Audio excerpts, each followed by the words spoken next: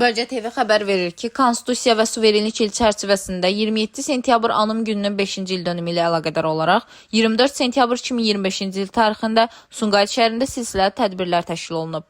4 saylı Regional Ekologiya və Təbii Sərvətlər İdarəsinin təşkilatçılığı ilə 23 və 35 saylı tam orta məktəblərdə keçirilən maarifləndirici görüşlərdə ərazi bütövlüyümüzün və suverenliyimizin təmin olunmasında 27 sentyabrda başlayan 44 günlük Vətən müharibəsinin rolu mövzusu müzakirə olunub. Ümumilikdə 60 nəfərin qatıldığı tədbirdə müəllim və şagirdlərə Vətən müharibəsinin gedişi, torpaqlarımızın azadlığı uğrunda canından keçən şəhidlərin qəhrəmanlığı barədə məlumat verilib. Tədbir çərçivəsində həm də şəhidlərin əziz xatirəsinin əbədiləşdirilməsi məqsədi ilə məktəblərin həyətyanı sayəsində 44 ədəd ağac tinqi əkilib.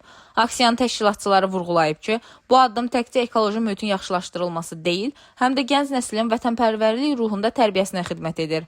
Qeyd olunub ki, bu mövzuda olan tədbirlər Konstitusiya və Suverenlik ili boyunca ölkənin müxtəlif bölgələrində ardıcıl şəkildə davam etdiriləcək. Dilbər Vüqar qızı, BTV.